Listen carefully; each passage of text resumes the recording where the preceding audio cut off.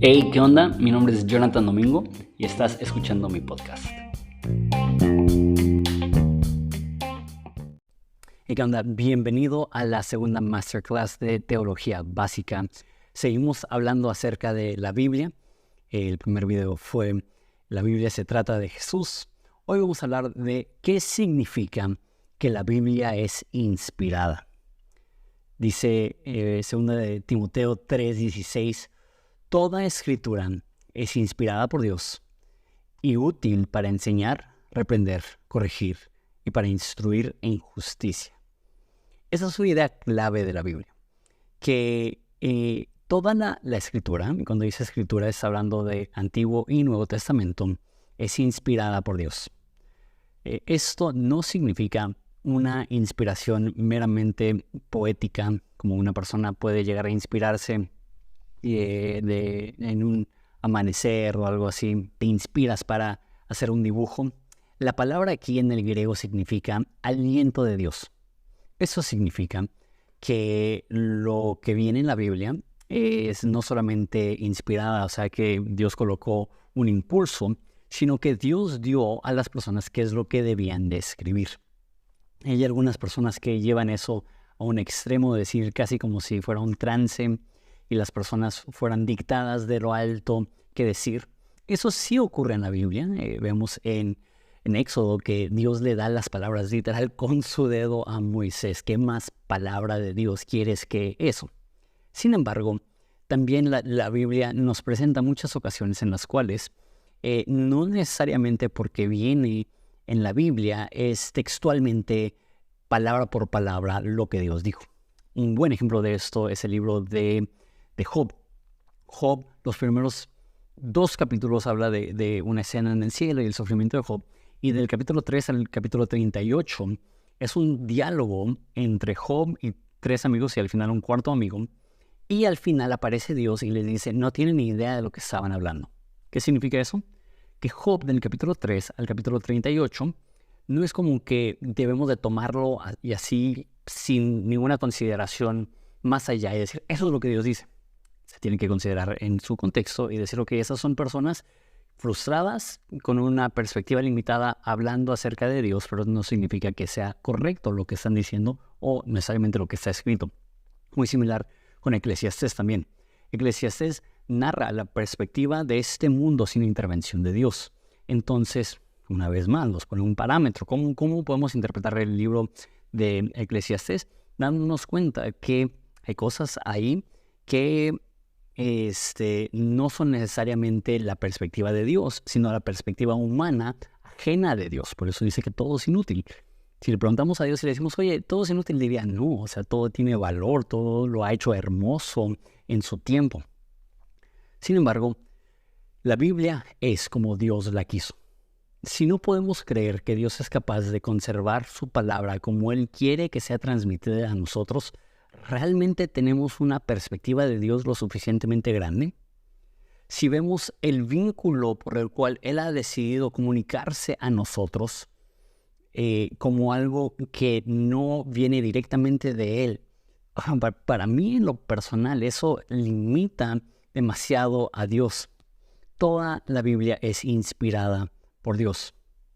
Dice 2 de Pedro 1:21, hablando también de inspiración, dice, ninguna profecía fue dada jamás por un acto de voluntad humana, sino hombres inspirados por el Espíritu Santo hablaron por parte de Dios. Algo que vamos a hablar mucho es profecía. ¿Qué es profecía? Profecía es percibir lo que Dios está diciendo y transmitirlo. Eso es la Biblia. Entonces, cuando vemos a la Biblia, tenemos que entender que las personas proféticamente estaban transmitiendo aquello que Dios quería para nosotros. Según de Samuel 23:2 dice, el Espíritu del Señor habló por mí, su palabra estuvo en mi lengua. Dice Zacarías 7:12, y endurecieron sus corazones como el diamante para no oír la ley ni las palabras que el Señor de los ejércitos había enviado por su Espíritu por medio de los profetas. Entonces Dios tiene la capacidad de inundar el corazón y la mente de una persona con su palabra, de tal modo que lo que hablan profetas o lo que escriben, escritura, es palabra de Dios. Okay.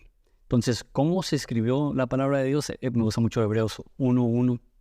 Dice, Dios habiendo hablado hace mucho tiempo y en muchas ocasiones y de diversas maneras por los padres y por los profetas.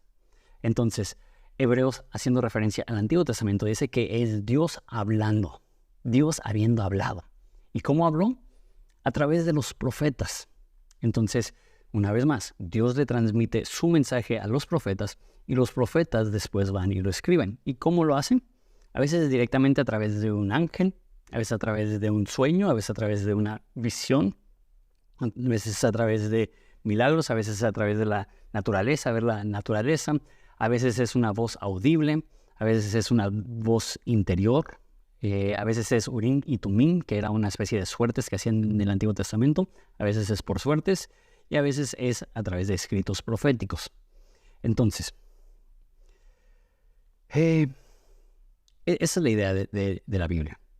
La Biblia es Dios usando instrumentos humanos, caídos, imperfectos, para transmitir su palabra perfecta. Y sé que hay muchas preguntas que surgen a raíz de esto. ¿Contiene algún error la Biblia? Lo voy a decir de esa forma. No. La Biblia no contiene error. ¿Por qué? Porque la Biblia es la palabra de Dios. Sin embargo, hice un video hablando acerca de aparentes errores en la Biblia, que igual está disponible en Patreon. Entonces ahí puedes buscarlo en la cuenta de Patreon para poder ver a qué me refiero cuando digo que la Biblia es sin error, pero para simplificar en esta clase, la Biblia es sin error. No significa que no sea humano. Es un juego y un balance y una cooperación del hombre con Dios. Un ejemplo sería como un velo de un barco. Los hombres son el velo, pero puedes tener un velo, pero sin un viento no va a avanzar el barco. El humano es simplemente el instrumento que a través del viento del Espíritu Santo cobró fuerza. Entonces, la Biblia utiliza diferentes títulos para los profetas. Utiliza el título hombre de Dios, siervo de Dios, mensajero de Dios, inclusive evidente, hombre del Espíritu, atalaya. Pero esa es la idea de un profeta. Un profeta es un hombre de Dios que recibe la palabra de Dios y lo transmite fielmente al pueblo de Dios. En el Antiguo Testamento particularmente habla acerca de falsos profetas y habla acerca de cómo Dios les va a juzgar. Y el margen de error en el Antiguo Testamento era nulo. Un error, si tú decías, así dice el Señor, porque esa es la frase que se usa repetidamente en el Antiguo Testamento, así dice el Señor. Si tú en una reunión decías, así dice el Señor, y era incorrecto, te apedreaban. Era pena de muerte. ¿Cuánto más escribiendo? Los autores originales de la Biblia entendían que si iban a escribir así dice el Señor, tenía que ser recibido directamente por parte de Dios. Los profetas no podían agregarle, no podían modificarle, eran simplemente un conducto por el cual hablaban. Eso es lo que estoy hablando cuando digo inspiración. No solamente es un impulso, es Dios dándole su palabra directamente. Una vez más, yo no llevaría al extremo de decir que está dictado o que carece de la personalidad de los autores. Eso es algo que se ve muchísimo. Ves los autores de la Biblia y es muy evidente que está ahí su personalidad. Sin embargo, la Biblia dice que el cielo y la tierra pasarán, mas la palabra del Señor permanece para siempre. ¿Qué tan alto es el estándar y la perspectiva que tienen de la Biblia? Entonces, los profetas escribieron el Antiguo Testamento y el Nuevo Testamento también, pero no todos los que escribieron son profetas, pero todos ejercieron un don profético. Hay algunos que tienen el oficio de profeta, como Moisés, como Isaías, como Malaquías, y hay otros que simplemente tenían un don profético. David no fue un profeta, pero escribió la Biblia. Salomón no fue profeta, pero escribió la Biblia. Esdras no era profeta, pero escribió parte de la Biblia. Nehemías no fue profeta, pero escribió parte de la Biblia. Entonces, y vemos, ya lo mencioné, pero vemos en Moisés un ejemplo de cómo Dios habla. Que Dios le habla literal, palabra por palabra, y hazlo así. Isaías lo mismo. En Isaías dice que Dios le habló y Dios le dijo que lo escribiera en una tableta. Habacuc recibió una profecía y dijo, escríbelo tal cual lo estás escuchando palabra por palabra. Pero también vemos otras ocasiones, como ya mencioné, que no parece ser palabra por palabra. Inclusive ves el Nuevo Testamento y en 1 Corintios habla Pablo y hay unas partes que dice, eso no lo está diciendo el Señor, eso lo digo yo. ¿Qué significa eso? Eso es muy loco, más pensando en el Antiguo Testamento. No sé por qué en mi mente de repente me es más fácil creer que el Antiguo Testamento es inspirado de esa forma y el Nuevo Testamento es inspirado de una forma un poco diferente. Pero Pablo mismo estaba escribiendo y dice, esto no viene por parte del Señor. Y luego dice, esto viene por parte del Señor. Qué locura que cuando Pablo estaba escribiendo sus cartas, él sabía que estaba escribiendo algo que venía directamente de parte de Dios. También Jesús, cuando habla del Antiguo Testamento, habla, escrito está. Una vez más, haciendo referencia a que no solamente es una idea general. Esta es la forma que él peleó con el enemigo, diciendo, escrito está. Jesús afirma que el Antiguo Testamento es la palabra de Dios. Pablo afirma que el Antiguo Testamento es la palabra de Dios. En Génesis dice, el hombre dejará a su padre y a su madre y se unirá a su mujer. Jesús dice, Dios dijo. Entonces, para Jesús, el Antiguo Testamento no solamente era la palabra del autor, era la palabra de Dios. Ahora, 7 resultados de la inspiración. Número 1. Si la Biblia es inspirada por Dios, inspiración, ya lo dijimos, significa aliento de Dios. La Biblia tiene una autoridad divina. Cuando tratamos con la palabra de Dios, estamos tratando no solamente con algo que nos puede llevar a Dios, sino algo que contiene a Dios mismo. Que al estudiar, eso lo vimos también en la clase anterior, ustedes estudian la palabra pensando que ahí tendrán vida e ignoran que dan testimonio de mí. Que no solamente vamos a la Biblia porque de ahí podemos derivar cosas para... La Biblia es Jesús. De hecho, se me hace tan extraordinario que Jesús utiliza el término yo soy la palabra de Dios, el verbo de Dios, y la Biblia utiliza la palabra de Dios, dando a entender que están ligados. Cuando hablan de la Biblia, hay algunas personas que dicen que hay unos que son tan cuadrados en su forma de considerar la Biblia que le agregan un miembro a la Trinidad y ven la Trinidad no como 3, sino como 4. Y dicen el Padre, el Hijo, el Espíritu Santo y la Palabra. No es así. No es una entidad separada, sino que podemos ver en Jesús y en la Biblia una fusión extraordinaria, a tal grado que la Biblia es viva y eficaz. ¿Cómo puedes describir a un libro como vivo? La Biblia es el único libro capaz de analizarte. Dice que la Biblia tiene la capacidad de penetrarte y de discernir las intenciones de tu corazón. La Biblia está viva. Lo ves y únicamente aquellas personas que hemos leído la Biblia y vemos cómo nos penetra y entendemos que no estamos haciendo un ejercicio académico, sino que a través de la Biblia estamos teniendo un encuentro con Dios, podemos darnos cuenta que por la inspiración la Biblia tiene una autoridad divina y en sí la Biblia está viva, está operando en nosotros. La Biblia dice que es una espada de 2 filos, es autoritativa. 2. La Biblia es imperecedera, no va a perecer, siempre va a existir. Una vez más dice Jesús que su palabra dura para siempre. Eso es extraordinario. ¿Cuántas personas no han intentado destruir la Biblia? ¿Cuántas veces en la historia se ha intentado reprimir la Biblia? Y qué loco, pensando una vez más en el Antiguo Testamento. 3.500, 4.000 años de conservar estos preceptos, estas palabras, estos libros. Es imperecedero. Número 3. La palabra de Dios es infalible. ¿Qué significa que la palabra de Dios es infalible? Eso significa que lo que Dios dice lo va a hacer. Cuando leemos una promesa en la Biblia es certero. Dios no miente. La Biblia dice en Hebreos que su palabra siempre cumple lo que quiere hacer. Su palabra no falla. Y eso es tan importante. Si tuviéramos un Dios cuya palabra tuviera, qué miedo. Pero su palabra es firme. Su palabra es fiel. Su palabra es confiable. Su palabra es constante. Su palabra es la roca sobre la cual podemos construir nuestra vida.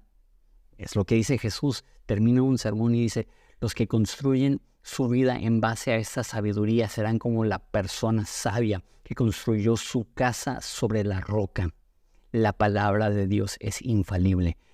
Y de todas las cosas que las personas pueden de repente pelear en contra de la Biblia, no puedo creer que hay cristianos que luchen en contra de la infalibilidad de la Biblia. Yo no podría ser cristiano si la Biblia fuera falible. Vamos a hablar ahorita un poco de la diferencia de inerrancia e infalible. Infalible significa que las palabras de Dios no pueden ser rotas. Dios mismo da certeza de que cada promesa que viene en la Biblia se cumplirá. Cada promesa que Dios da para ti se cumplirá. Cada precepto que estudiamos en la Biblia es digna de confianza. Número 4. La Biblia es inerrante. Esta palabra no se usa tanto en español, es más, si googleas inerrancia, únicamente van a salir resultados de la Biblia, porque en español únicamente se aplica, y es una traducción del inglés que es inerrant, que eso significa que la Biblia es sin error. Esto sí ha sido debatido actualmente muchísimo. ¿Es la Biblia realmente sin error? Y lo que yo diría es que tenemos que tomar cada texto de la Biblia e interpretarlo de la forma correcta. Si interpretas la Biblia de la forma correcta, entonces la Biblia es sin error. Si intentas forzar la Biblia que sea histórica cuando no pretende ser histórica, o que sea científica cuando no pretende ser científica, entonces vas a encontrar errores. Pero si interpretas la Biblia, la poesía con la poesía, la profecía con la profecía, la historia con la historia, es sin error. Es más, es extraordinario que los eventos arqueológicos, más bien los hallazgos arqueológicos, respaldan lo que viene en la Biblia, considerando la antigüedad de la Biblia. Es extraordinario cuando yo veo que se escarban restos que confirman una figura como David. Es difícil entender lo distante que es David y que haya un recuento histórico confiable de David. Es extraordinario. La Biblia es extremadamente histórica, extremadamente confiable en lo que se escribe, pero eso no significa que debemos de ver todas las partes de la Biblia como si fueran historia. Un ejemplo de esto es la narrativa de la creación o la narrativa de Adán y Eva. Yo personalmente creo que son eventos históricos. Sin embargo, ese texto es altamente poético y es altamente como conceptos y bases para la fe. Entonces, si alguien llega y dice, es que yo no puedo creer que la serpiente habló audiblemente, yo diría, ok, igual y no es el enfoque de ese texto. Pero si llega alguien y me dice, ¿sabes qué? David no existió. Yo diría, David sí existió. Llegan personas, eso es muy común, que dicen, el reino del norte y el reino del sur, Israel y Judá, jamás eran un solo reino, siempre estuvieron divididos. Yo diría, no, sí, la Biblia en ese sentido es confiable. No nos está mintiendo. ¿Sí me voy a entender? La Biblia es inerrante. Me lleva al siguiente punto, que la Biblia es confiable históricamente. Esta es la perspectiva de Jesús. Cuando Jesús hablaba de Jonás, hablaba de él como una persona histórica. Cuando hablaba de Adán y Eva, hablaba de ellos como personas históricas. Cuando hablaba de Abraham, hablaba de ellos como personas históricas. Sorprendentemente, la Biblia es científicamente precisa. No siempre. Hay muchas veces, por ejemplo, que dice que la lombriz se derrite. ¿Se derrite la lombriz? No. Que el sol se detiene. ¿El sol se detiene? No.